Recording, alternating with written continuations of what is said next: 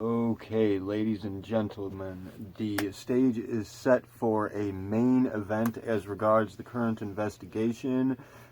We have in the, I guess, conservative, semi-right wing, maybe Republican corner, weighing in at 809,000 subscribers, our well-known target asset, Madam Blaire White. Opposite her in the left wing, deviant, fucking lefty asshole SJW corner, we have the magnanimous and amazing Madam ContraPoints alias Natalie Wynn weighing in at 832,000 subscribers. So, without further ado, we shall be addressing the debate to what we've spoken before at this point.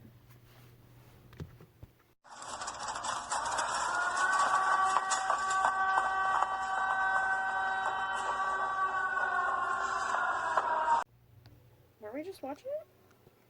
Yes. All right, peeps. So, earlier on, in our initial investigation into the environmental crisis, it became increasingly evident to us that we were not merely addressing the environmental crisis as regards climate change and other such issues in that capacity, but we had in fact been addressing deeper issues at the core, the fundamentals of from where these resulting circumstances arise, the psychological environment, or the environment of the psyche, the psychic environmental crisis as we had deemed it.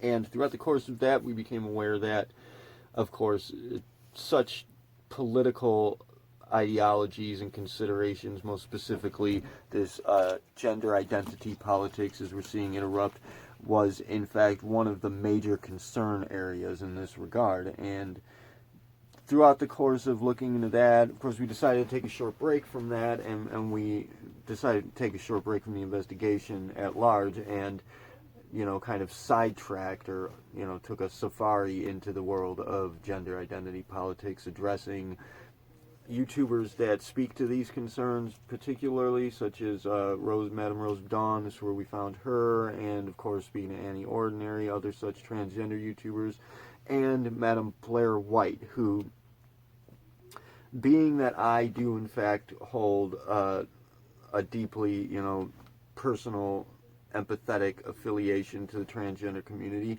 and being that I do indeed view the non-binary community, as it were, what some of these YouTubers call Transtrenders, as being a threat to the ongoing acceptance of that community, considering that Madam Blaire White was essentially in agreement with that, I began to develop a deep admiration for her, and I obsessed over a bit, and I issued a challenge to her. She's awesome, though. I do like her a lot.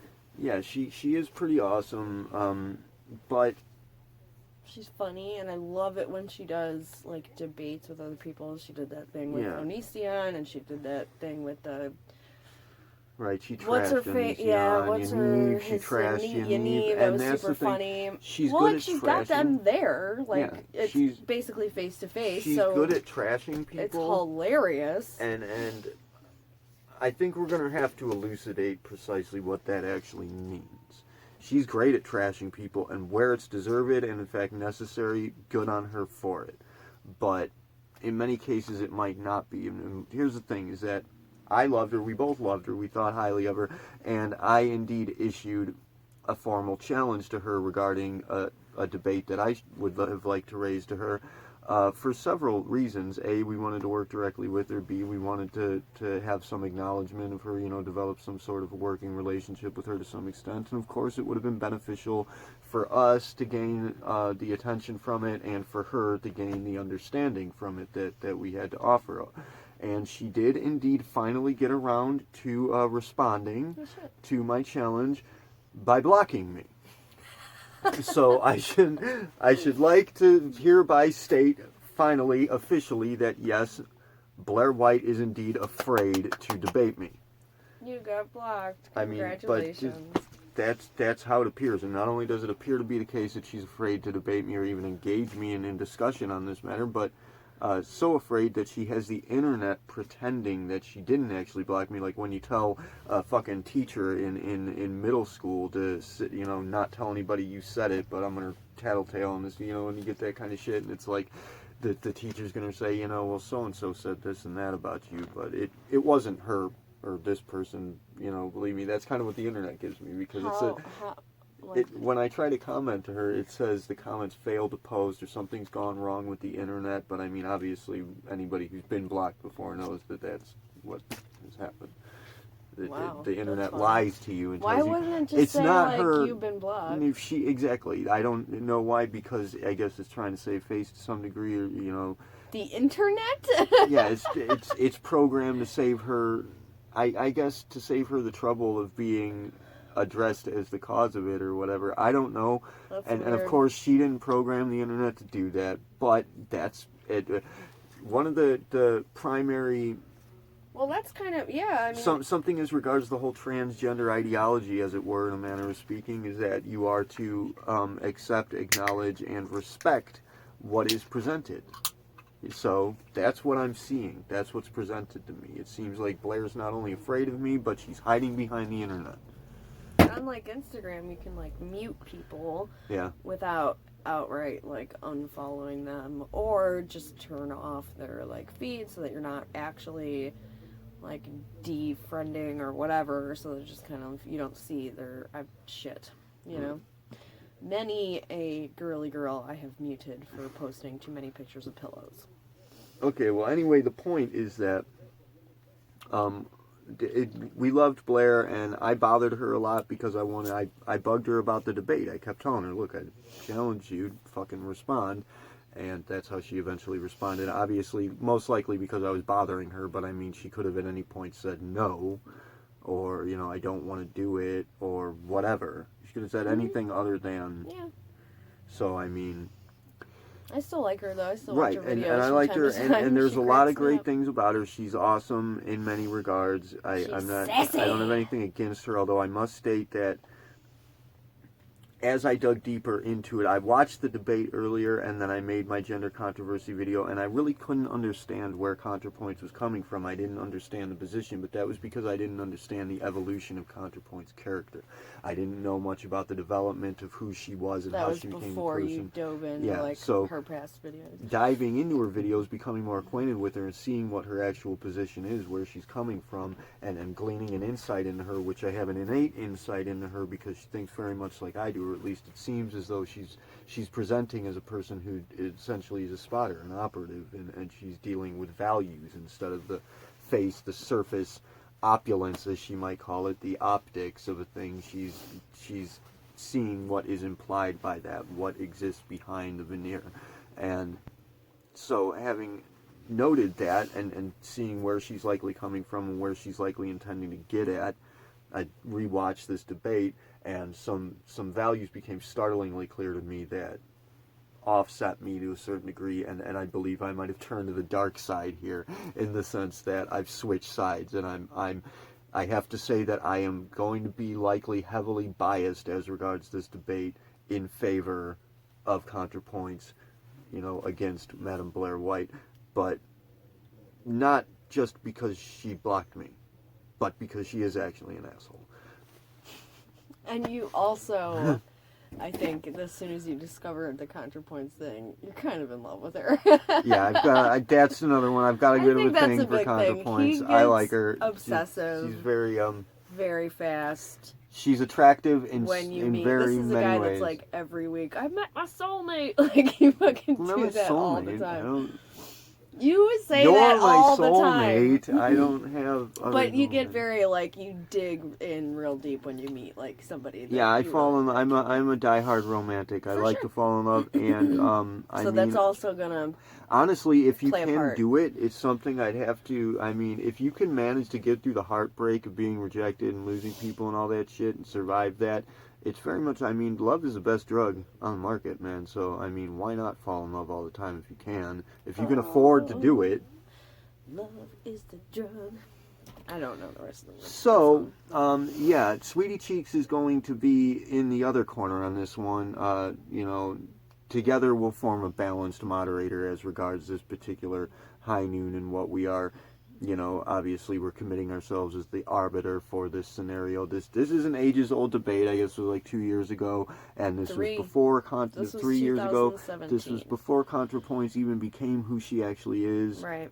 You know, not even technically her real self. But as I stated in my other video addressing her, but I do believe that some of the spirit that went into her channel was lost through the transition because of the whole optics situation. We'll speak to that too. So I'm not entirely in her favor. Blaire has some points to make here, but the points that we have to make, well, we'll get it across to you here as best we can. And I think I should mention that, like, when stuff like this pops up and we talk about it, I have absolutely no, like, relativistic way of kind of putting these things in linear time. So I didn't even realize this was a 3-year-old video until just like a few minutes ago. I don't know. I haven't watched a bunch of the really old ones. I haven't kept up with the, you know, oh, this came out today. Like, I have no way. I don't pay attention to that shit. And so we just found this. Just so happened. She got into Blaire a bit, and she's a huge fan of Blaire's, so that's why she's going to serve as the balancing factor here. Because she hasn't really gotten into ContraPoints, she doesn't know a whole hell of a lot about her. No, but I do know that she's extremely popular. Yeah, just in the last couple of years, she blew up. Yeah, for sure. I guess she's been canceled. I'm not sure what that means, but she's in the process of being canceled. The very first time I saw her was a really big Vice News piece that was like amazing, and then he told me she's got like a TED Talk under her belt. So something. It's not that's actually a big deal. What I saw was it's not. One of the she might mini have done ones, a TED Talk, one of the but little it's mini, one of the, like 30-minute ones. Well, no, it's a that's different. A thing. It's a different setting. It's not TED Talks. Well, but no, it's very but similar. It's the same kind of. That's a pretty big deal. But people talk it's about it. Everybody knows. EXO festival. All right, that's a thing, I guess. But hugs and kisses. Aww. Puppies and fucking kittens, Puppies bitches. And kittens. Mercy. Should we go back a couple minutes? Yes. Of what we were talking about. So anyway, what I was saying is that when I stumble upon a YouTuber that I like, I binge watch their fucking channel. I bother the hell out of them because I have shit to say about every video, you know, and I comment. I've tried to hold off with ContraPoints. I don't want to scare her off. Don't want to scare off the prey. Yeah, I don't want to scare off the person that you asked to dinner in the very first video that you made about her. But that's a standing offer though. Go to dinner with me, man. You'll love it. I promise you. You know, at least you'll have fun. Cute. I mean, even if you don't like me so much, which you so cute. People tend to not. Alright, I'm going to go back a video about me and to minute 32. This is pretty much right after. Oh, we also have the moderator for this debate is the Shiwan head. We've spoken to her before. Her name's June. She is. I guess she knows them both, so she agreed to kind of be like. And she's a girlfriend of what's his name, the dickhead skeptic guy. What guy? Greg. Oh. Armored skeptic. Sure. A lot of people in the comments are saying that she wasn't a very good moderator because she was a little timid. Yeah, and she manages, but I mean, I don't see much more that she should have been doing here. She stops them when they're getting out of line. But yeah, I mean, that's what she's supposed to do. And she tries to at least, but all right, so minute 32. But yeah, shout out to Shiwan Head because I have in fact fucking stalked her channel too. I binge watched most of her videos. I had a lot of shit to say to her. So if you happen to watch this, of course we'll send a copy. We'll send a link to her. Shiwan Head, June. We're big fans. We love your channel. Your boyfriend. I don't know about him. I mean, I like his content now, especially that he's working with you, but ultimately the atheist community kind of gets on my nerves, so. Oh, he's one of the atheist guys. Yeah, he's one of the so-called skeptics, although he kind of seems to ignore anything that disagrees with his preconceived ideologies. Well, most people do that. Anyway, it looks like the introductions were made, and then Blaire kind of goes first. And they're basically just talking about their definitions of transgenderism. I've seen a lot of tweets about me on your end. You claim that I have indefensible views, that I'm a bully, that my audience are Nazis, and that you take issue with the fact that I've mocked trans people on my channel. You've also said that I have an oppressive mindset, and so I kind of just wanted you to go over a little bit, elaborate on your issues with me and my channel to start with. Yes, so I'll say, to begin with, before we get into the topic of the trans stuff, I kind of wanted to ask you, we can delay this for a second if you want, but I'm curious to know about sort of just what being transgender even means to you. Because before I start criticizing your view, I feel like maybe you've changed recently from a position where you used to kind of say that being trans was a kind of biological feature of neurology and psychology, and lately you've said a few times, you've characterized being transgender as impersonation or caricature. And you don't have to answer that now, but I just want to say that to me is a viewpoint that, I mean, if that's how you experience your gender, it's not at all it's not at all appropriate for me to say that you should do your gender differently or that you should adopt a different view towards yourself. But that view of trans people as impersonators or as caricatures is, to me, almost the definition of transphobia. And so, to me, you publicly advocating this view, not just as a description of who you are and how you feel about your own gender, but as a kind of thing that you insist that all trans people are, or otherwise they're delusional. To me, that is damaging to trans people, and it is Okay. Delusional. Yeah, I don't believe I've ever heard her say that, Blaire. That she trans said things to people are that effect. delusional. She may very well have said that precisely, but what's important here is that it's implied. That's where I'm coming from with this. I should like to get out of the way, though, to begin with. Several factors as regards ContraPoints, what places her immediately in the wrong here. It's known for anybody who has paid attention to her channel that at least at this point in her career, she did in fact consider herself to be an impersonation. That's how she viewed herself.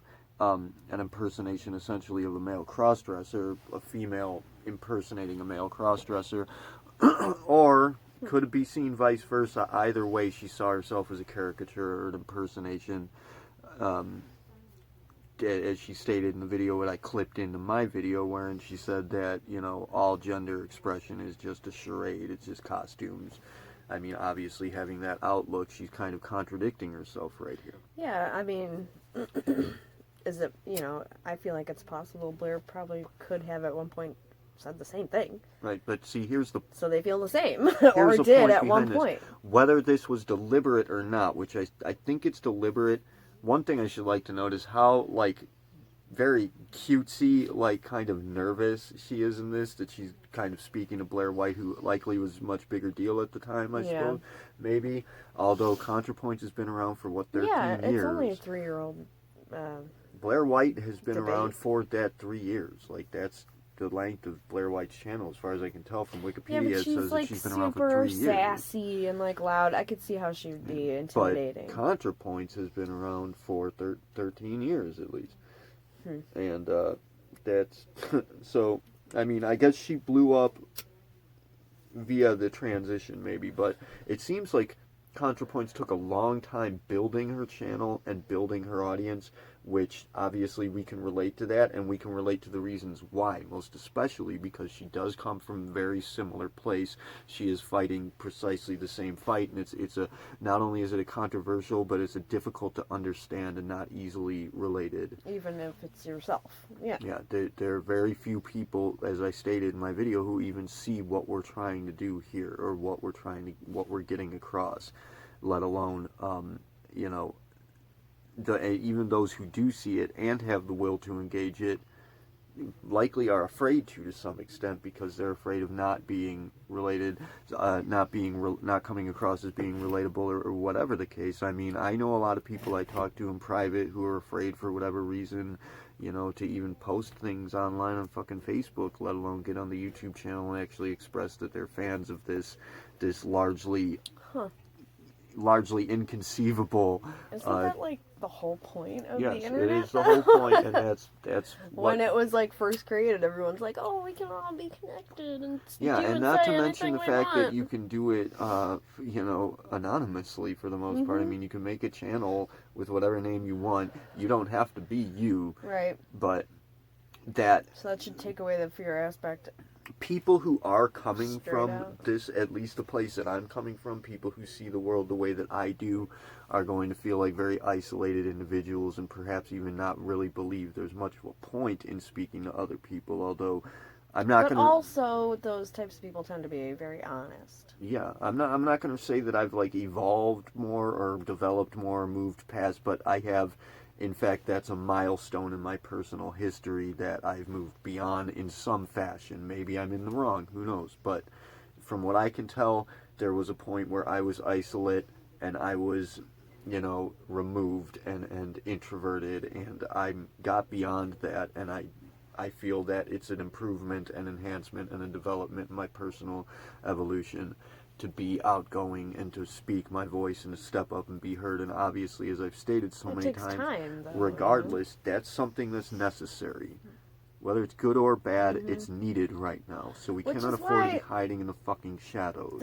The title of the video itself is called Heated Debate. Something versus... Oh, I can't remember. Anyway, the heated debate part.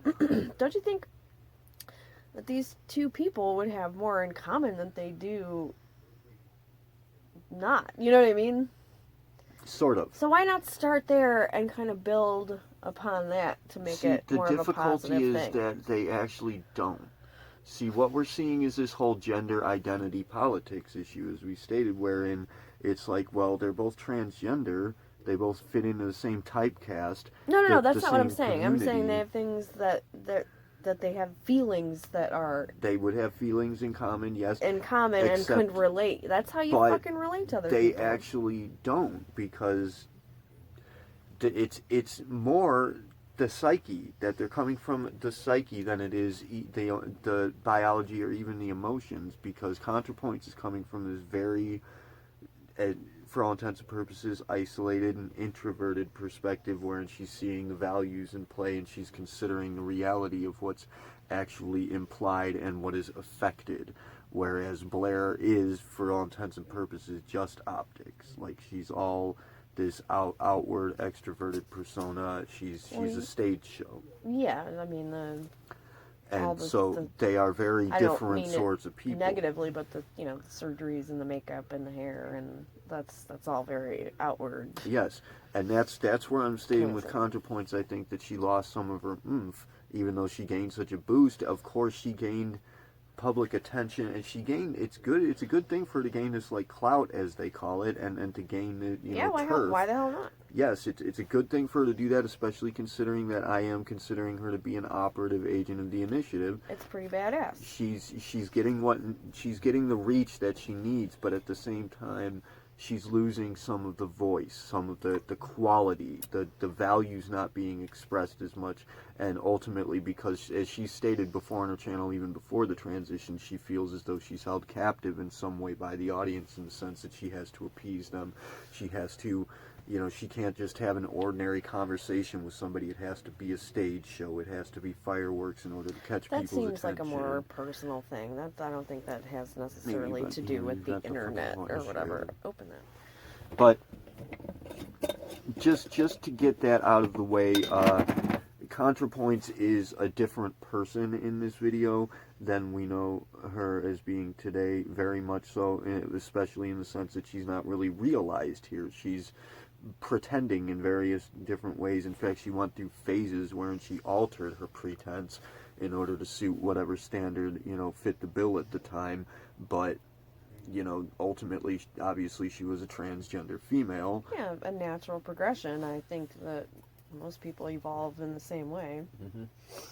But some didn't actually, because I mean, most of the trans people that I know, especially the ones that I've dated, are they were like straight out of, you know, like in high school or even earlier. They went through the transition phase. Like they decided early, and they had family support and what have you, and they never really had any of the trials and tribulations, which is something that I want to speak to on ContraPoints' behalf. Ultimately, is that she has been through these trials and tribulations as regards her channel, as regards her life for the most part, and so far as I can tell, as regards her gender identity, all of these things. She's had to go through the turbulence of evolving through that and dealing with the troubles that come with it, dealing with what they might call dysphoria, which is going to be the primary issue of concern in this entire debate, this idea of dysphoria, what that actually means, and you know, I'm going to try and address that.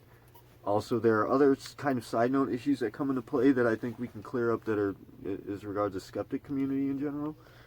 But there's always going to be basically what I'm saying is that ContraPoints had at the very least at face value a differing perspective than she does now, and then I should like to think she's relating. And so when I first saw this debate, I thought she was defending the non-binary position, but I don't think she's actually doing that, nor do I think she had ever intended to. Does that even come up? Well, that's kind of, yeah, it comes up at some point. I don't recall exactly what they say about it, but that's pretty much what this is about, is that Blaire has the same view as I do, that the non-binary, they're transtrenders, and that, you know, they're damaging. I should like to make note here, my problem there with the non-binary thing is that the people who are like whatever other kin and all these different sexes that are made up, you know, a fox and a kitten, or a wolf and a kitten, that chick. they're not even really claiming to be gendered. Like, I mean, gender, male, female. Like, are you a male kitten or a female kitten? Gender, male or female, that is an aspect of human identity. So, like, if you're claiming to be not gendered or not of a gender that we've established, you're not really claiming to be a gender, you're claiming to be inhuman in some way or another. Like, essentially, you're not claiming to be any specific sort of a gender, you are essentially claiming to be fictional.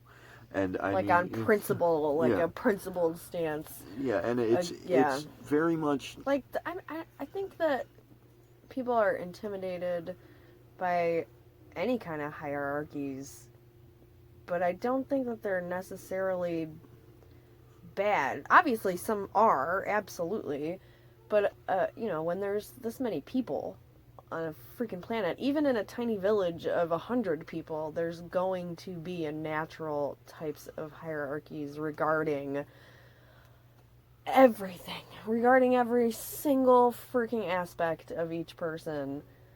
So it's just like it's just a natural. I think it's a nature. I think that's nature. I think nature has hierarchies, and that doesn't mean that it's which bad, I should like to note, just for people who are watching that are engaging the initiative, most specifically the newer members, and for our target assets, should they be questionable about what the initiative overall ultimately is as a community, we do not prescribe to any sense of a leveled hierarchy. We have roles. You know, we ascribe roles to people that they ultimately, that's my schematic. We have roles. Like I play a role of director, pyramid but thing, I work for the other people who are playing their roles, is serving as their director in the sense that I'm as much following their direction as they are mine. You know, I give instruction. I can see where pieces fit, and so I guide them. I direct them in that way, but then I also guide them as I am, you know, as it is implied to me by the rest of my people that they would like for me to. So, I mean, my role is to serve them, and ultimately my role is to serve them. Like, they don't even have a sense of serving me, so I'm the one who's working for them overall. So where sometimes to the detriment of your own life. Mm-hmm. Often to the detriment of my own life, but things are turning around now. Getting better. Things are working out. We're doing fairly well. So for anybody who is just signing aboard, as regards the whole occultism aspect, we are anti-cultism. We are against cultist influences. That's the one thing that we are effectively against, that we stand against, is cultist influences, indoctrinations. And so our schematic is generally designed to avoid any sense of that. You know, anything that is of like kind to the way that cultist influences and leveled hierarchies are run, pyramid schemes, multi-level marketing corporations, like we're a volunteer organization of people playing roles. Shady. Yes, those are created hierarchies for the purpose of benefiting the sole tops of the pyramids. Right. You know what I mean? When I meant before, I'm just talking about natural hierarchy. We do ascribe to a natural hierarchy. A food chain is regards, a hierarchy. Right. Like we don't. I don't know. I mean, the big fish eats the little fish. Is that bad? Because at some point, if you want to stop that hierarchy, you have to decide which one is more important, which then you're just creating another hierarchy. Because if the big fish doesn't eat, then it dies. Yes. So I mean, we ascribe to a natural hierarchy in the sense that happen. Humans are equal. You know, there's no greater or lesser humans. We all serve our functions, and those who serve whatever functions best, that assigns the role that they play. And anyone is no more or less important or respected than any other, and anybody's free to step up and take as much responsibility and directive influence as they should like to. And anybody who is, you know, aboard, who would like to give any instruction or direction, I will, if it's not breaking our protocol, I will back you wholeheartedly myself. I will in fact work my ass off to ensure that it gets done. You could tell him to do whatever you want and he would totally do it. As long as it's not fucking hurting anybody. So, except for you. But are you gonna keep rambling? So that's with the what we were getting at there is the non-binary thing, is that it didn't even come up yet. I was giving my position on it is that, which you have many times. It's clear. I think it's a threat to the actual trans community that we have these so-called Transtrenders running around, and anybody can see it. They all know. Everybody knows it. You know, especially the YouTubers in question, Blaire White, Rose of Dawn. They'll state, you know, the Calvin Guerra dude is the newer one we ran into. They're giving the actual transgender people a bad name. They're setting them back, and that's why I have a problem with it, and that's why I had a problem with ContraPoints initially, because I thought that she was backing it. I do not believe that's what she was doing.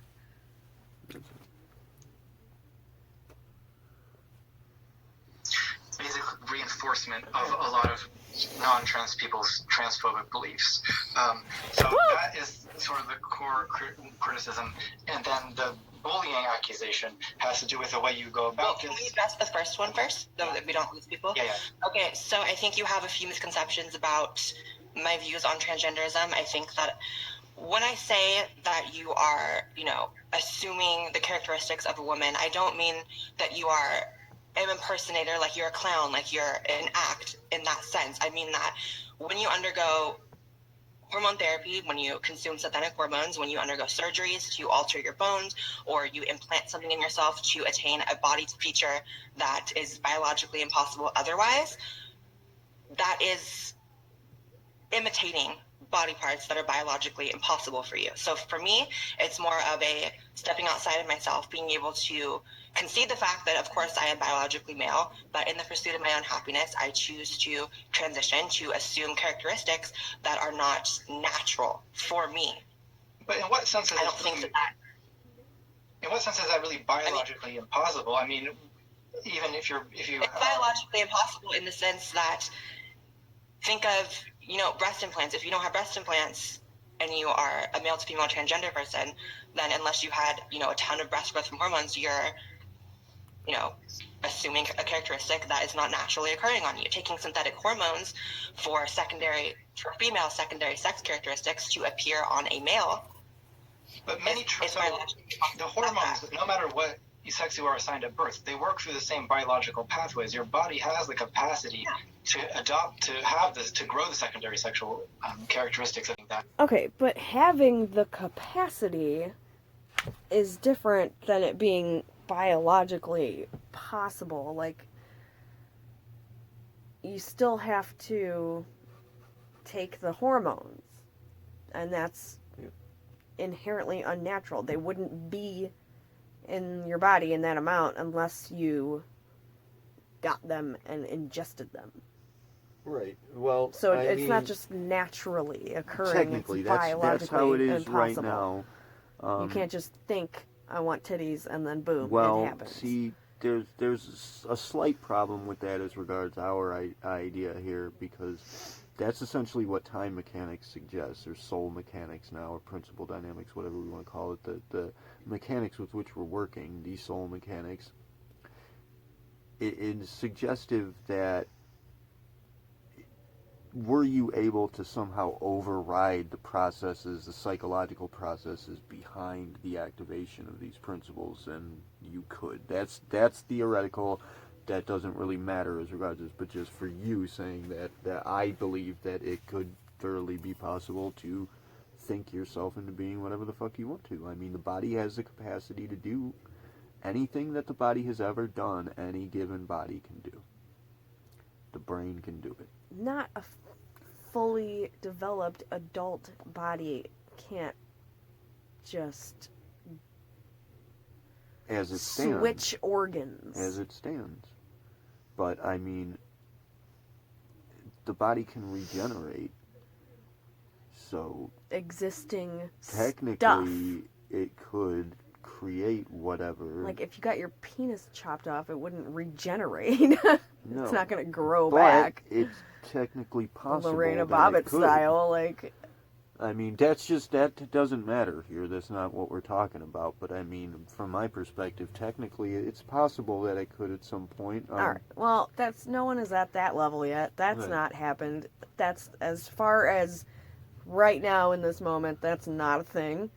I'm going to and say so, it's possible. I think It's not plausible. it's not a thing right now. That's not a thing. But what I think Blaire was saying, it's biologically impossible, and then she added, for me. Like, Yeah.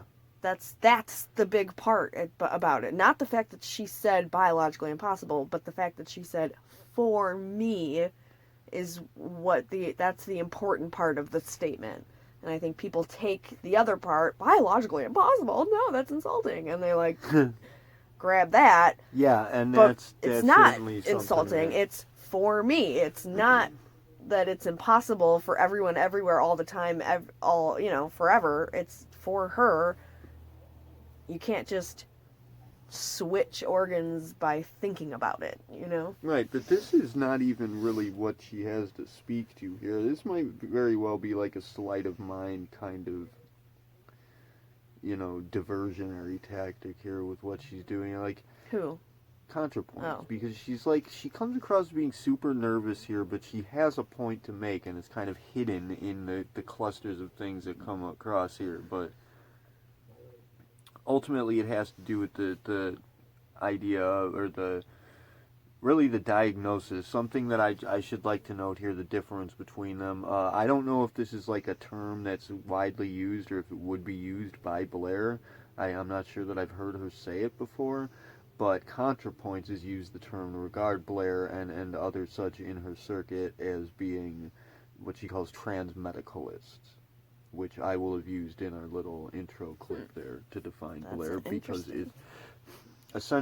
it's the difference between them. This is the ultimate difference between them that actually differentiates them as entities. Is one of them is identifying with the diagnosis. The other one is not. So this is where the sleight of mind aspect might come into play, because the values are suggesting that they are people beyond the physicality, that there's a metaphysics in play. That Right. But wouldn't you have to kind of play along with that just to get the procedures, to be like, to get actual like doctors to sign off and say, yes, we can do this? You have to get like psyche valves and stuff. Right, and here's the thing is that as regards dysphoria, and what I'm saying is identifying with the diagnosis, as meaning to say that the diagnosis is defining them as a person. From ContraPoint's perspective, she experiences dysphoria. We can tell this through her videos, especially where she says, like, I feel hollow, I feel shitty inside, until she underwent the transition, because that made her her realized self, and she filled herself up with that spirit, as I stated. So she experienced the dysphoria, but for her it wasn't regarded a diagnosis to be taken into consideration. It wasn't regarded this tremendous dysphoria that was overcoming her, and that's what I wanted to say from my perspective, where I issued the challenge to Blaire regarding whether a person who identifies as one sexuality can be accepting of the other. Like, if I feel like I'm female, can I accept and identify with my born gender being male, which I have done. And I have that same, what I think is probably the same sort of dysphoria that they feel, except I think that in their case it's just blown out of proportion and warped. Well, isn't that just a general sense of balance? Everyone has male and female aspects floating around in your psyche and your emotional state and your body. And so there isn't anybody that's just one. It's a balance of you both. You could say this. You say this kind of as a joke, but ironically, that the difference between them as regards to the experience of this dysphoria is that essentially one of them was, for the most part, male in his prime. I mean, Blaire refers to her as a him at this point because she's identifying as a male crossdresser or gender queer or what have you at this point, but male ostensibly, while Blaire identifies as a female. And the only real difference as regards this diagnosis is that ContraPoints took it like a man. I mean, seriously, and there's a metaphor there. There's a metaphysics here in play as regards to their spirituality, their sense of spirit, and I think that I'm pretty sure it's probably the same thing. It's just blown out of proportion, and I have my theory as to why that happens. It comes back to the cognitive dissonance factor, wherein I'm thinking what's happening here with dysphoria, what dysphoria might actually be as an active diagnosis, is that they feel as though they're the other sex, and so they identify as the other sex, but seeing all of these politics in play, they're thereby forced to fit into the paradigm or the structuring of that sexuality, that gender expression, as it were.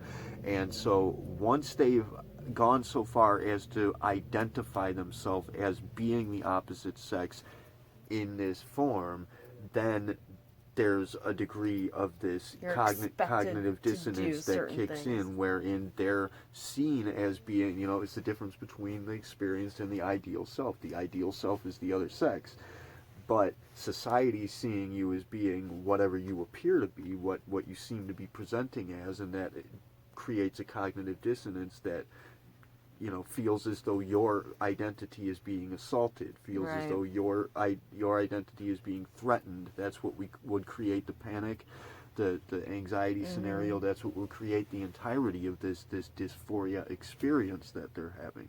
But wouldn't you expect, with how many hundreds of millions of people there are, that there would be such a wide spectrum of people that fall in the middle of both of those things, and like you have a sense of balance where they're not... Yes. They don't feel like shit all the time. They like to wear nail polish and lipstick, but also enjoy their dicks, or vice versa, or whatever the case may be, Another thing that differentiates this is the same kind of experiences I said that I relate to ContraPoints so well, is because I do not experience. I have accepted the sex that I was given. I've accepted the conditioning I was given, and I've learned to live with it and make use of it to the best of my abilities. And in doing such, I have effectively decided to be male. However, I don't feel bad because I'm in a male form, but I do feel better in a more feminine role, or expressing as a feminine person. It makes me feel more comfortable. It certainly makes me feel more myself, So, I mean, the sense here is that on one side, Blaire would feel bad being a man. She feels bad about it, whereas ContraPoints, as a man, just feels better as a woman. She is pushing one way or the other. And the thing that differentiates them, this trans-medicalist ideology, is that Blaire interesting essentially defines herself in terms of her suffering. That's something that ContraPoints brings up a few times throughout the course of her channel, her videos, is that they'll say that the idea that Blaire has, what regards her consideration of what it means to be transgender, is that you have dysphoria, you have this diagnosis essentially that you have an illness. Thereby she's viewing the transgender condition as being an ailment, as being a disease, and she's suffering I from always it. wondered about that, because there are lots of, I think, trans people that fucking do not like to even use the word dysphoria and think that it's bullshit.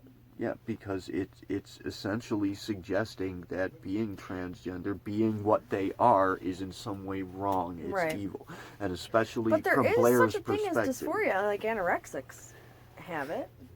Yeah, well, that's like the dysmorphia thing. I think that's a somewhat different.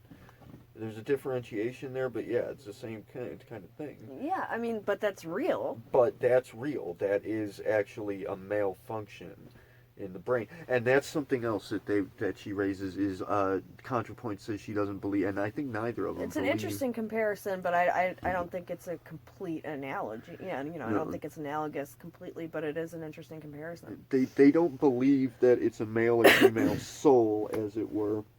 That's another thing I was confused about. You said that she's atheist. Yeah, because they're atheist and they don't believe in the concept of the soul Right. as religion presents it. But in terms of true spirituality, they do have a male or a female spirit, essentially, Right. that is driving them. But and as that's soon what as your you spirit say- is. Your spirit is your drive. As soon as you say words like that, soul and spirit, atheists get all Right. fucking weird. And that's because religion, so how do you religion compartmentalize that? Religion has corrupted these terms, Totally. these values so deeply that it's like they can't even be used in the Right. proper context anymore. That's so many terms. So ultimately, we see religion sabotaging the sexuality community Absolutely. here, and that's what Religion essentially is happening. sabotages every single Exactly. community. Well, All that's- it does is traumatize. Yeah, we're gonna get to that. And that's why there's so many people that are basically in open rebellion exactly. against Well, religion. that's why they would have that's what opens up the door for this dysphoria to occur, this cognitive dissonance dysphoria factor to even occurs, because initially they're feeling shame about feeling the other gender, which is presented by religion, but I think it goes deeper than that. I think there's other things too. yeah, I'm sure. I think religion is just a small part of it. But ultimately, it's that we have this concept of the soul as it's something that's been corrupted, the very concept of spirituality in and of itself, and so they fail to identify spirituality for what it truly is, which is that drive. It's that feeling of who you are. It's your emotion. That's it's your what I empathetic always sense. kind of thought. It's your emotional faculties. So maybe it's just a semantic argument that that trans people just use a different word.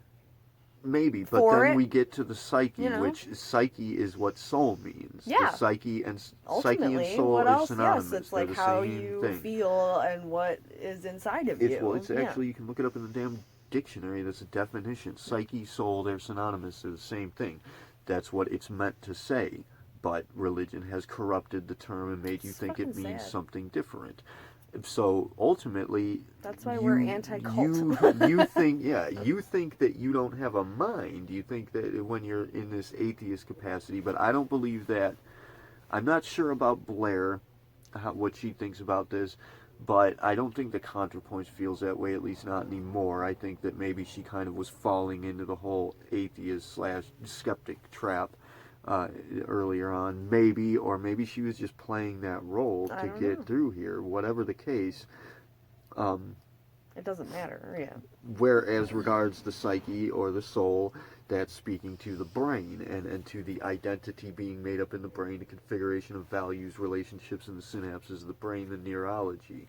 So I don't think, at least at some point, they had both stated that they don't believe or no, I think Blaire actually believes that there is indeed a male and female brain, that they're structural differences. I think they're doing studies on that currently, actually, because there's some information that kind of goes either way with that one. But from what I can tell, we don't know shit about the brain. Yeah, so from what I can tell, there are structural differences in the male and the female brain that we can make note of, and I have no idea. That it essentially indicates that yes, you do in fact possess the soul of the other sex. And that's what Blaire speaks to, is that she's saying there is a development in the structuring of the brain during the fetal development that... I guess it would make sense because... That's what dysphoria that's where is. your thalamus makes, hormones. It makes sense. Yeah. So they're thinking, at least Or Blaire your is thinking that hypothalamus? I they don't do know. have the brain of the other sex, thereby they have the soul of the other sex, because that's what the fucking soul actually is. So... Well, that's what the soul as we know it is. The soul ultimately is everything, and that's how we're presenting it. That's soul mechanics. But it's a good way for, the spirituality people and science people to kind of come together, because really it's a semantic thing. They're both talking about the same things. They're just talking using about the same different thing. words. They're just using different words, and religion has Yeah. cemented this, and ultimately that's where the divide comes into play. The divide between yourself and your soul that religion puts into play, implying to you that your soul is something separate from you, that you need to go through certain channels to address, that it's disconnected from you, that you're disconnected from God, as it were. That's where science and spirituality could that's potentially come together. Well, but that's where they're separated. That's where the divide exists. That's what the divide is. It's the same. It's a macrocosm of the division between yourself and what you think of as being a soul or God. It is the separation between spirituality and science, because science is our body. But something just occurred to me that I immediately thought, throughout history, religion has traumatized so many human beings and even just general ideals and everything, opinions. Religion just traumatizes everything it fucking touches. Yes. But science isn't necessarily innocent in that either. Well, no, because science falls prey to the paradigm. It plays into it. Right. And people have developed shit that is just awful and evil, of, the atomic bomb, that kind of shit. Right. And where we see... So, science isn't all that innocent either. It's done its fair share of traumatizing. Well, just like religion has. Well, see, here's the thing, is that religion essentially represents this... modern religion at least, is a corruption of this spiritual faculty. And science is essentially our body, because it's what we're using to manipulate and to coerce and understand the physical world. That's representative of our body. And there's a perfect kind of analogy here with them, being that ContraPoints is as a philosophical sort. That's her classification. That's what she is philosophy, while Blaire is politics. And so one's representing the body, one's representing the spirit. Right. But where science comes into play is being the body, as we will have stated to you, and we'll try to restate over and over again. I'm going to try to make as clear as I possibly can, everybody. The body and the mind are the same thing, too. The entire world is your soul. It's a reflection of your mind. It's the same thing. Body and mind are the same thing. Thereby spirit, or emotional factor, that would be the dualistic aspect. So we have that separation between body or mind and spirit, and they're disconnected. But it takes a lot of time and effort, and it takes a lot to break down and pull those things closer together, and I think it's really hard for people to smush those two things together. And that's in what we're reality. In that's theory, what we're trying to do. Great. But in actual practice, not so much. That's what we're trying to do with soul mechanics, and that's why we're so difficult it's going to be such a difficult uphill battle for us, such a steep fucking uphill battle, and has been and likely will be for quite some time, because people have so much trouble understanding that. But really, if we can just get the proper values across again, get the proper context in play, it's the simplest fucking thing to understand. The psyche is essentially what you could refer to as being memory and gravity are synonymous. Gravity is what holds things together. Memory is that what is held together. So it's the same thing. I mean, in every which way you look at it, the values line up in this way. They correspond in this sense that our understanding of the world is what the world is. Thereby, psyche and matter are one. And it's... I mean, I don't know how, I honestly don't know how it seems convoluted to other people. I don't get it. It just seems like the simplest fucking common sense thing. It's not, though, and that's a really hard wall for people to break down. Right. But that is not what we're talking about. Well, right essentially it is, because that's where we're coming from with this. We are coming from a metaphysical perspective here.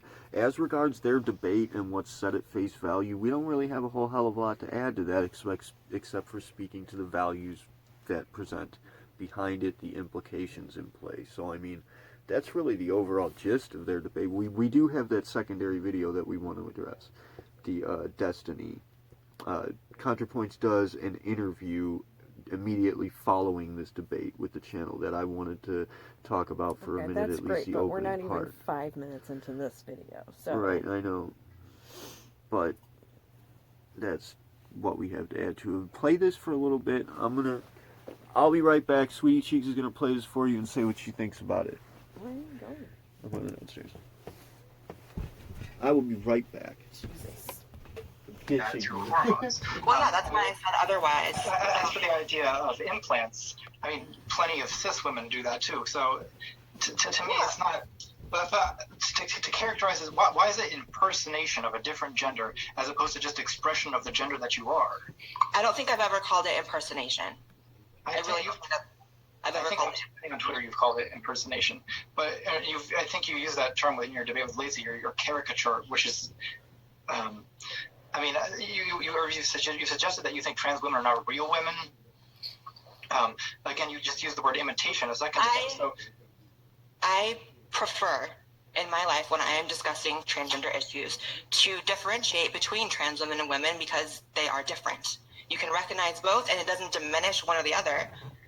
Especially I can recognize that there are certain situations where you would want to distinguish between the two, especially when it comes to healthcare, where there's going to be different healthcare needs. But socially and psychologically, I don't see what purpose there is for making that distinction. Well, okay, socially, we're on the internet, right? When we talk about these things, we're often going into the nitty-gritty of things. We're talking technically, and we're talking, trying to be as objective as possible. Of course, in my life, socially, it's completely inconsequential. There's no reason for me to ever concede unless it's, a doctor situation that I'm biologically male. However, if someone is questioning, very well, there are people out there are YouTubers specifically as well, who advocate for this idea that trans women are not biologically male. That's just false. It's just false. And so when we're talking about we're having conversations online, it's worth speaking technically, and it's worth mentioning. I don't go to the grocery store and someone calls me ma'am. I don't correct them and be like, well, I'm actually biologically male, so it's kind of appropriate, but not really. No, that's not how it works. But we're talking about things technically. So I guess two ways to respond to that. One is that if you do acknowledge, as I acknowledge, that you are a woman in every meaningful everyday sense of the term, why use this language about not being a real woman or about being an imitator? And the other response is that in what sense are you fully biological male if you've undergone hormone replacement therapy? In some senses, you have sexual characteristics of a woman. So why insist on this born male at birth and that can never be changed thing, when in fact you can and do change your biology? You can alter certain aspects of your biology, but you can't alter the fact that you were born male and will die male. That's just is what it is. Again, we're talking technically. So you're saying, why do you insist on this? Well, it's because there's a lot of people that I encounter online when I have these debates and these conversations that would never concede that trans women are biologically male. And so it's worth stating. ultimately, and that's why. What does it mean to be biologically male? I mean, again, I suspect that the direction this is going is going to be back to just like, oh, that's what the doctor assigned you at birth, or oh, you have XY chromosomes. But as I discussed in my most recent video about gender, this biological binary is actually not all that straightforward of a distinction. Especially when you get to, someone who, if you have XY chromosomes, but you're taking estrogen, you're taking hormones, and you develop. I think it's interesting that the two kind of the biggest two arguments were your XY and XX chromosomes, and the other, which is basically just an observation of your physical body at birth, just get thrown out the window. Why?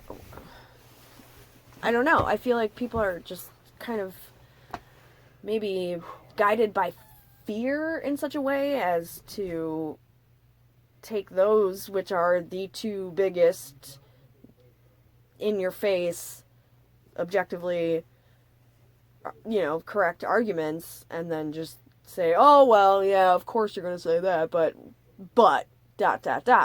Why is there the but, ... Like, What are you talking about? You're such a fucking asshole. Alright. The argument of why do you insist on saying that you're biologically male? She's asking Blaire White. Yeah. And she's like, well, I don't just do that all the time. I don't just go to the grocery store. I'm like, hey, everybody, you know, like, in my daily life, it's inconsequential.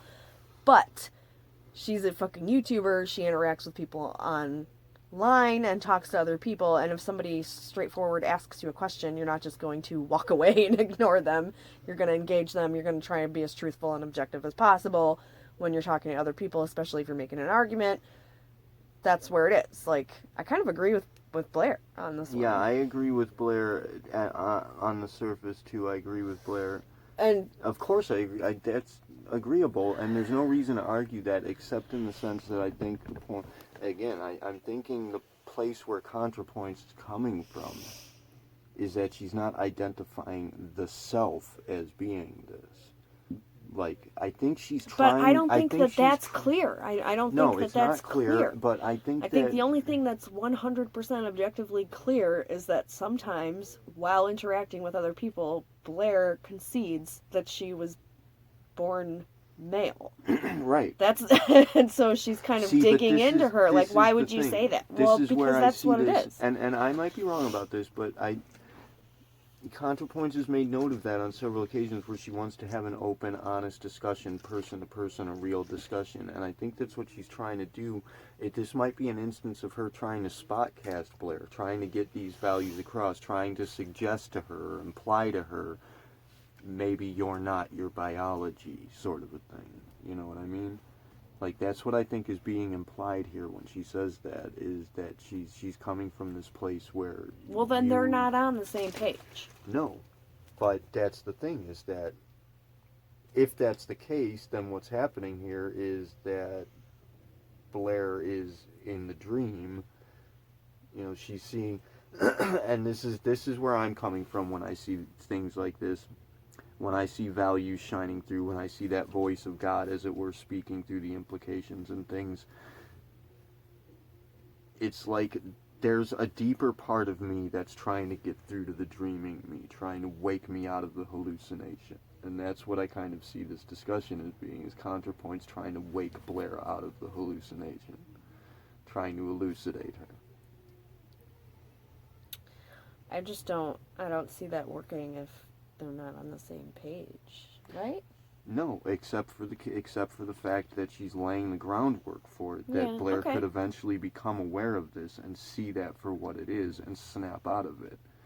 But there's I don't know. I guess that's absolutely possible, and it's a noble endeavor, and I get it. I absolutely do, to try and really connect with somebody on a deeper level. You kind of have to throw out all the surface bullshit. But right, and even if it's not ContraPoints deliberately doing that, it's of course, from my perspective, whatever the case, it's going to be the values themselves, that voice of God speaking through her, trying to get through to Blaire. Like, that's what I see happening. Regardless of whether ContraPoints is aware that that is happening, that's what I see happening. The world speaking through her, perhaps to the both of them. Well, then that kind of speaks to the difference in, I guess, like, strategies. So I suppose, I want to disclaimer that I don't know shit about being trans. I am not. And I don't want to seem like I'm speaking for an entire group. I don't know anything about anything. I'm just speculating and feeling and considering and asking questions in my own head. And it doesn't matter to me either way. I accept everyone. She identifies as a male. She's actually just transphobic. No, but I really, like, I don't want it to seem like I'm, taking it upon myself to kind of speak for an entire group of people. But I guess if you were gonna start that journey to become a whole nother thing, right? Another is not a word. What do you mean? Another is not a word. I said another. To become a whole... A whole. Why do I keep saying that word? To become another whole thing. That there would be kind of two strategies of going about it. In the way that the end point, obviously, you want to be the truth and real and solid and fully realized. That is the preferred outcome, right? Mm-hmm. Well, I feel like one strategy is for people just to take all of the information that threatens that and stomp it into the ground like it doesn't exist. Or you take any information that threatens that end game, end point, and assess it and accept it, and then move past it.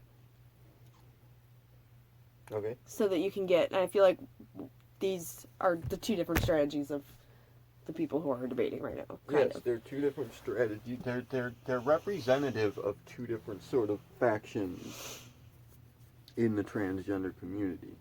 And as stated, one is coming from a philosophical, spiritual sort of outlook.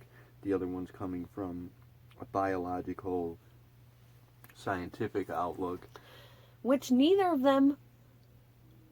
those two outlooks is incorrect or bad.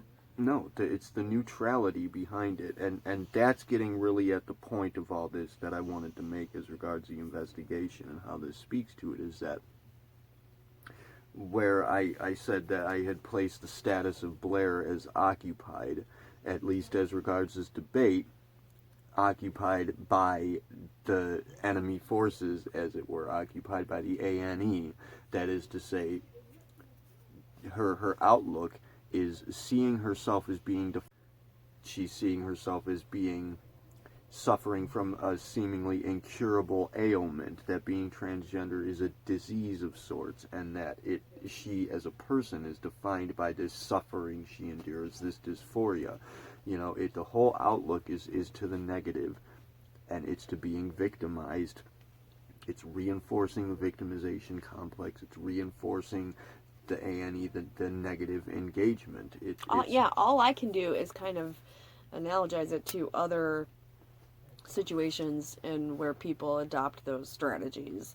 If somebody is trying to, I don't know, like fucking pull something over on somebody else, then you're either going to be afraid and threatened by certain truths and try and cover them up or whatever, or you're going to adapt and assess and accept.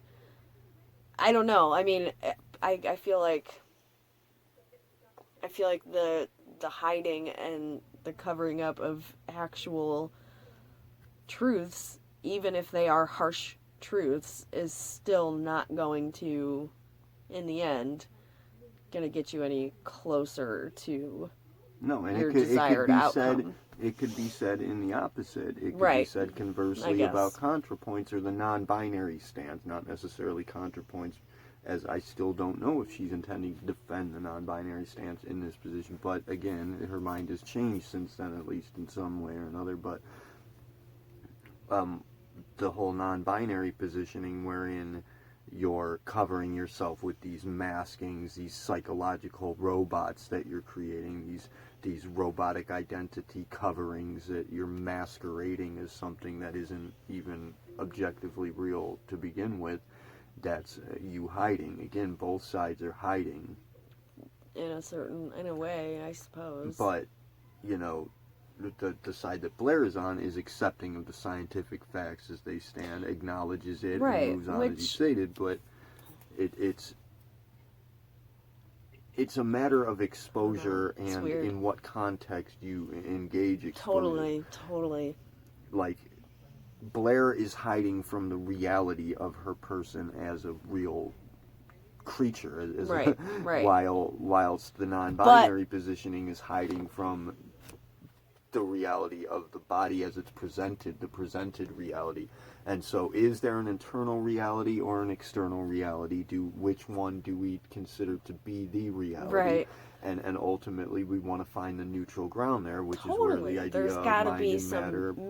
there's gotta be some middle way right. to go about accepting both of those things. Exactly. The objective truth, scientific, obvious, honest, real, and the kind of nebulous feeling truth that's inside of yourself that may not be observed and replicated by scientific standards, but abstract. is real because it's you, at the abstract, absolutely. And I think that almost, guys, you could assign this, what's the word? This problem, this conflict of these two different things to every single problem ever. Yeah. By anybody, you know? And that's it is in fact a sign that speaks to what we saw, the shout out to Philosophy Tube on the videos that I've seen that guy doing about the Hegel's philosophy and the split mind and the solitary confinement. These are all things that speak to it that we want to address at later points, but we're gonna wait until we have the tech to back us up on that one, so we can make better videos for those peeps. But just stating that there are philosophies that speak to this.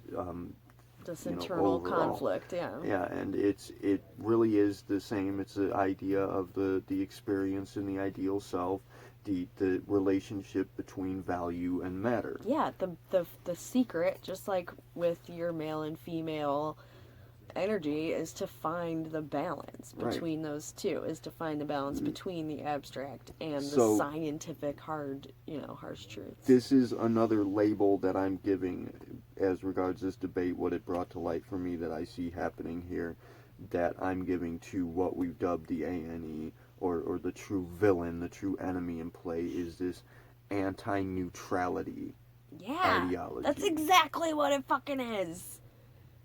It's a partisanism, you could say. That's exactly what it is. Which is represented nowhere more clearly than in our political endeavors. Yeah, and I've always said that the two-party system should be illegal because it just breeds corruption. You can't even it is corruption. Right, it's like the very essence of corruption itself, and it should be illegal. It is the establishment and the reinforcement of it. It's the very essence and the extricated resulting factor of it. This fucking anti-neutrality evil ideology. This anti-neutrality but the way that they go around mentality. it, just like my stupid internet service provider, is that they create these like fake ass, oh, don't worry, it's not a monopoly, by throwing bullshit, other things into the categories. Like, look, everybody, there's a bunch of other stuff in there. Blah, blah, blah. But really, that can't ever freaking happen. You know what I mean? Like, it's not real. You're just making that up. Don't worry, it's not a monopoly. Yeah. It is, because it can't ever happen. Like, when was the last time an independent, politician was elected president? Like, you're just making that up, that's even a possibility, so you can then throw your hands up and say, look how innocent I am. It's not a monopoly. I think that this is like as regards the whole climate denial thing that we spoke to with the environmental crisis. Anti-neutrality, absolutely. I think it's a mistake in the approach, because apparently we're thinking that since we can't find any other way, we have to concede that the only way to approach neutrality is in not knowing, is in accepting that we do not know, that we don't have an answer, that there is no concrete objective reality in play, which harkens back to us finding and establishing an absolute situation. I believe that our consideration of value, that's the road, that's the avenue to get there, is what we're considering as being value and aspects. Our schematic here is speaking to that, or presenting an avenue by which to approach a neutral ground wherein we do in fact have an objective understanding.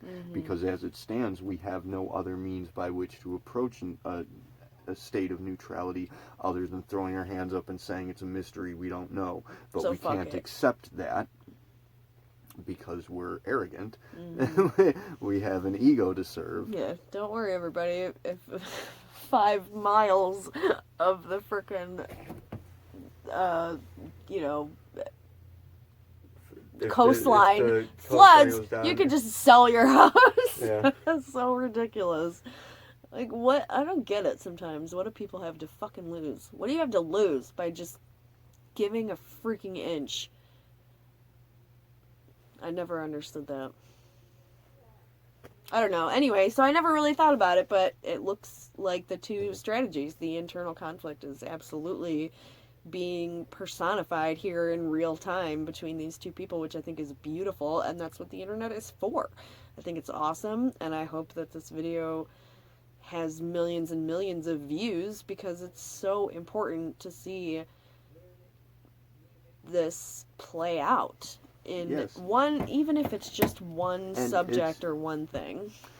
It's important to elucidate this factor that it does in fact it presents a unified understanding, that it presents a concept, at least a sort of concept schematic for us to work with as regards approaching a unified understanding, which is what we need to get to.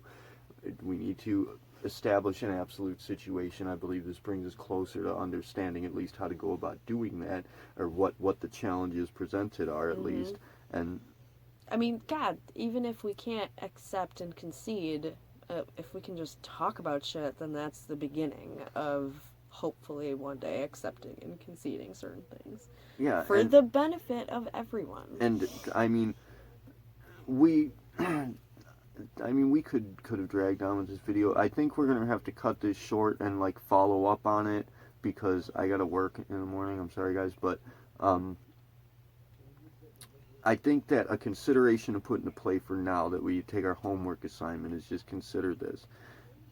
We have what we think of as being the divide between science and spirituality, or science and mysticism. We have what we think of as being the divide between male and female, religion and atheism, or the science, idea of generally the idea of God, whether God exists or not, whether you see life in the world or not. If value exists, if value is indeed speaking through this person in whatever capacity, and getting this idea across to people who see it, there is an intelligent factor. And I mean, anybody who looks at evolution, it doesn't work without a design in play. It is designed. It has an intelligence behind it.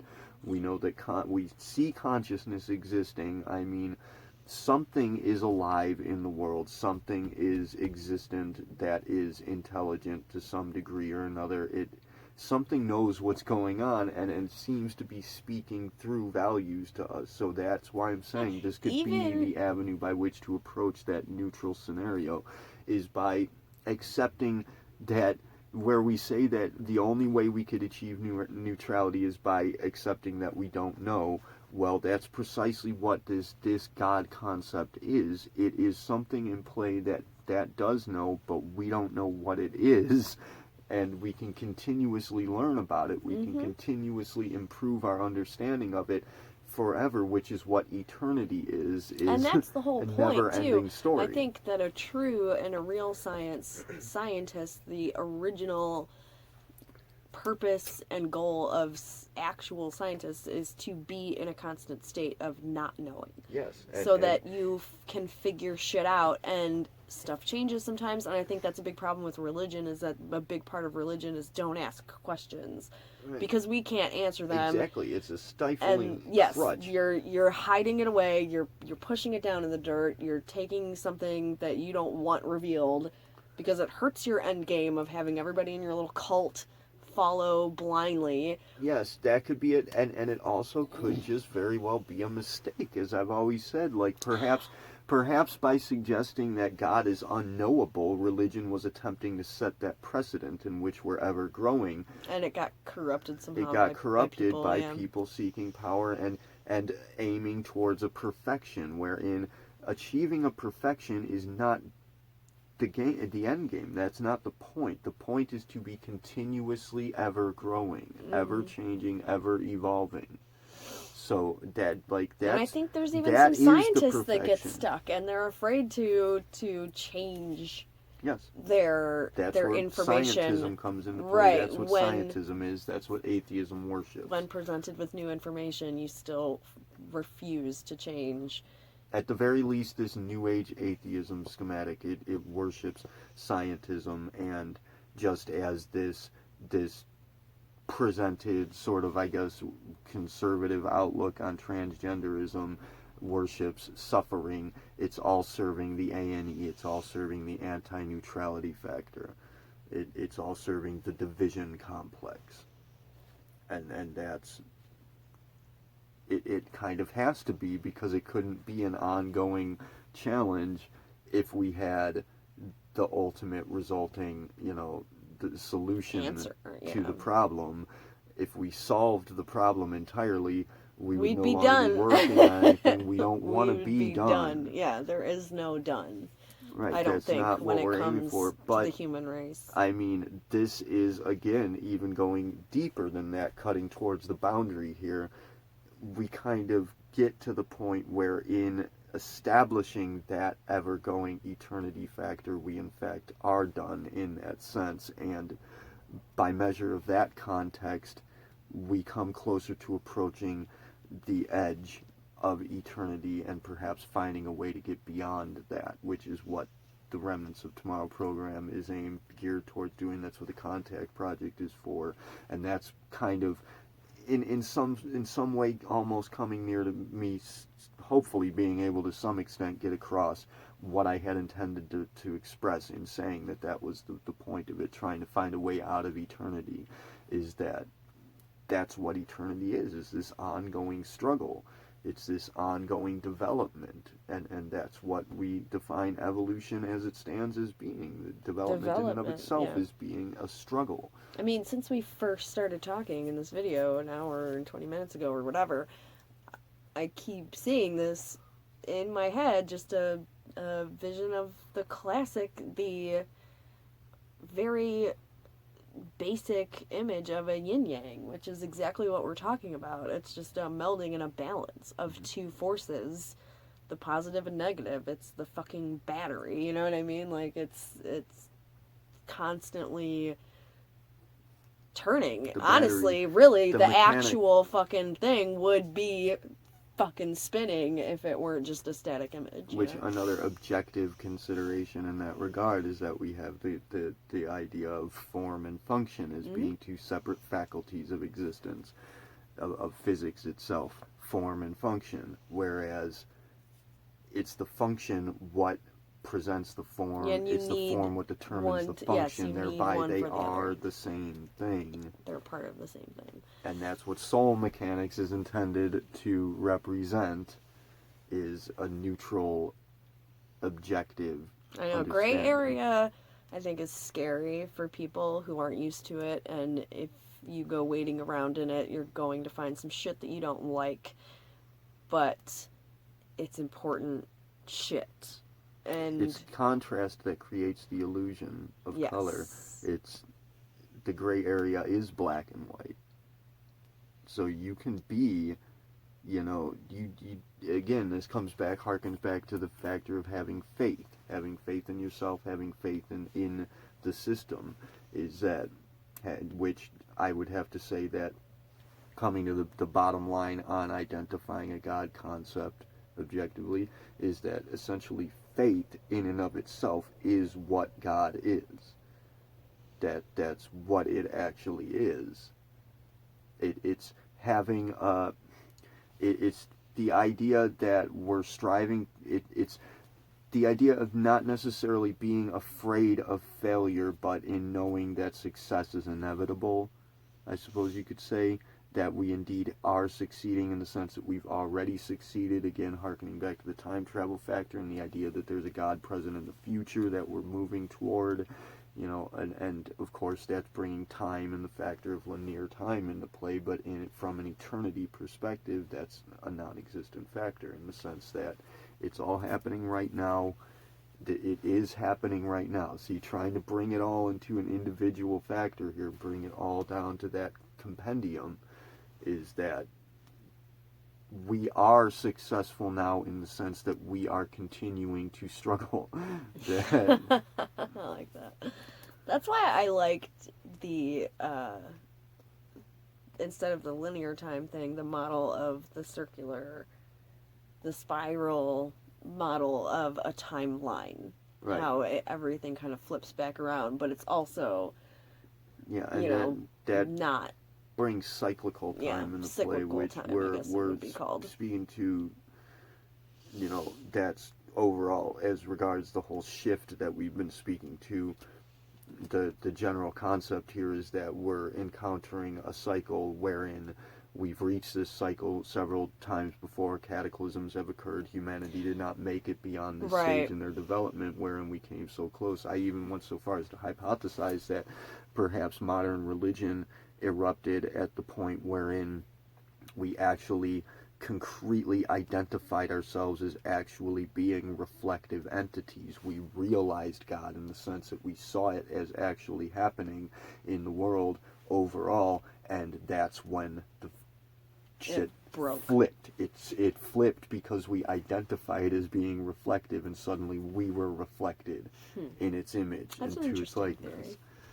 But I think that's why we loved the modern iteration of how they did the Battlestar Galactica cyclical timeline thing. Yeah. Because all of this has happened before. And all of this has happened again. Yeah, absolutely. I say it all the time. All of this has happened before, all of this will happen again, but maybe not. Maybe we can get beyond it this time. Maybe we can advance beyond this stage and see what lies beyond this eternity pattern that we've been working with. And to note, Battlestar Galactica is actually a topic that came up just recently.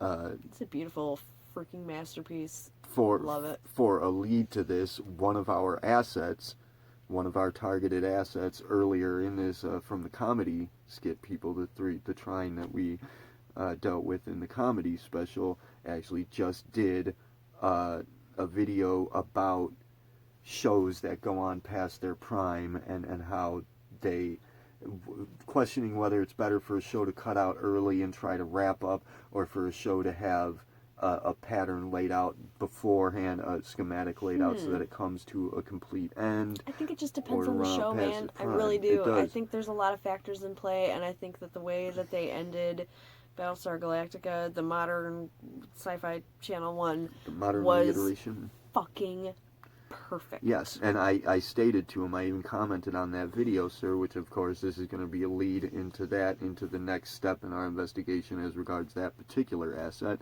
is that I had in fact stated to him that from what I can tell, insofar as I remember, Battlestar Galactica, the modern iteration, is the only show I've ever seen do it perfectly. Perfectly.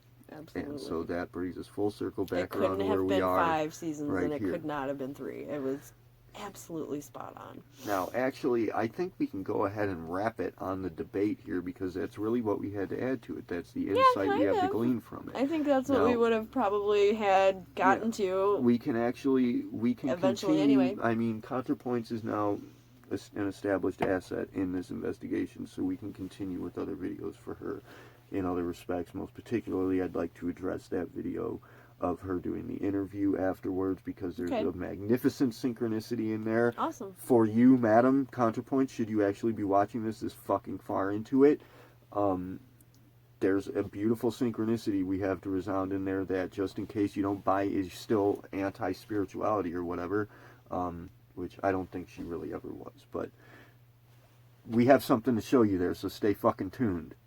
Anyways, love you guys all. Thank you for attending. Sorry this was all over the place, but I think, No, it was fun, we did kind pretty of. fucking well on it. It was think it was fun. pretty fun. We had fun doing this, and ultimate conclusion of this high noon. No Fuck 'em. one loses. Nobody loses. Nobody loses. It's a matter of, that's what the High Noon series is about: bridging the gaps, bridging the divides, ending the what's it called? Conflict. The conflict. Yeah. Yeah. We're Fuck resolving conflict. the conflict. We're not intending to discern a winner or a loser. No, We're no one trying wins. I to- think they both had valid things to say, and I wish we could have gotten a little bit more into it, but Although ultimately, all around good conversation. I heard. got the hots for ContraPoints, and Blaire blocked me, so Blaire loses. But we love you End both. of discussion. We love you guys, all of you, anybody that's attending. Spotters, thank you for attending. Kila Salai, Terry Uni Siari, Nama fucking stay.